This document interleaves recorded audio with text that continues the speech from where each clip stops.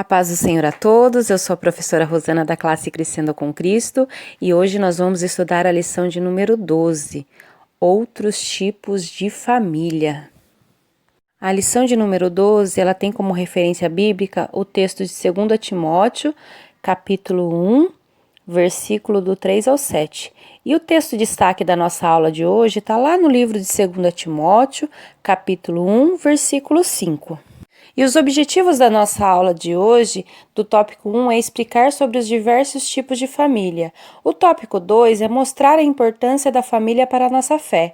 E o tópico 3, afirmar que Deus ama a família. E como é a sua família? Ela é grande ou pequena? Na lição de hoje, a gente vai estudar que existem diversos tipos de família e também vai aprender que a família ela é muito importante para Deus e pode ser canal de bênção do Senhor para muitas vidas. Há vários tipos e formas de família. Muitas das vezes, nas circunstâncias da vida, leva ao surgimento de outras formas de família, seja a perda do pai, da mãe ou de ambos, ou o processo de separação, já estudado por nós em lições anteriores. Acabam gerando novos arranjos familiares diferentes do formato criado por Deus.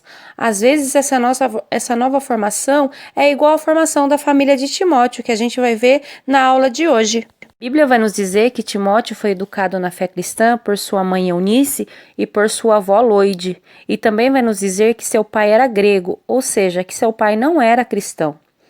Porém, Timóteo encontrou preparo nas instruções de sua mãe e de sua avó, e além delas, o jovem pastor teve como seu mentor ninguém menos do que o próprio apóstolo Paulo. Esses referenciais tiveram grande importância para a vida de Timóteo, que se tornou um dos braços de Paulo na pregação do Evangelho. O exemplo de Timóteo nos mostra a importância de termos bons exemplos na formação espiritual do cristão.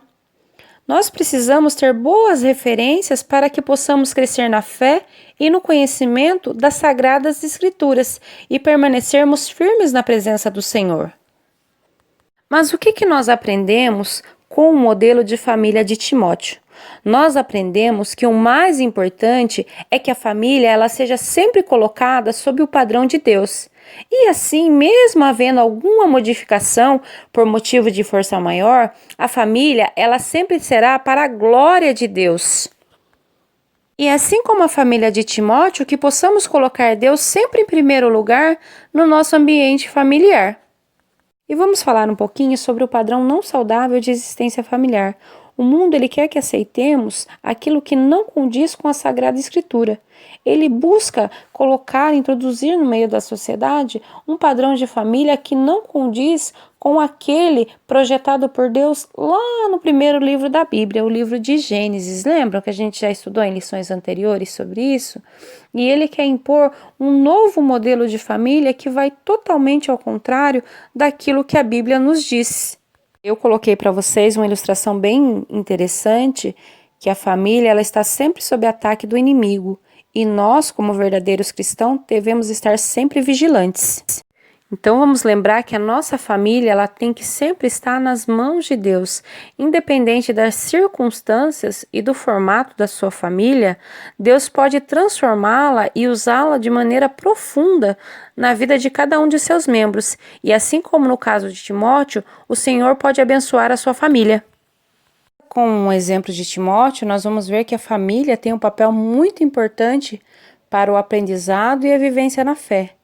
O jovem pastor foi educado pela sua avó Loide e a sua mãe Eunice, e estas lhe instruíram o caminho de Deus.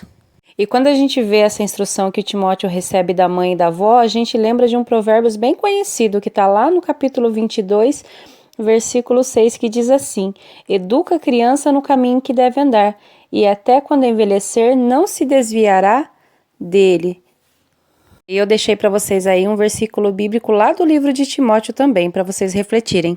Não devemos nos esquecer jamais que Deus ama a família e que, a exemplo de Timóteo, nós não devemos reclamar da nossa família, como ela é e como ela é formada, mas nós devemos agradecer a Deus sempre e sermos sempre obedientes e ouvir os ensinamentos do papai, da mamãe, da avó Então, seja um adolescente sábio e esteja sempre firmado no amor de Deus, e que esse amor de Deus esteja sempre dentro da sua família. E a conclusão da nossa aula de hoje diz assim: mesmo a despeito de toda dificuldade em nossa família, Deus a ama. Por isso, Ele ajudará você a manter a harmonia, o amor e a comunhão em sua família. Abra espaço para Deus ser o centro da sua família, seja esta pequena ou grande ou de outro tipo. Não esqueça, Deus a ama.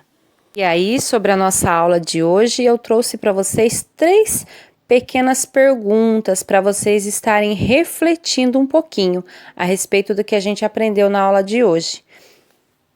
Então, eu espero que vocês tenham gostado da nossa aula de hoje. Deus abençoe você e sua família e até a nossa próxima aula. Jesus.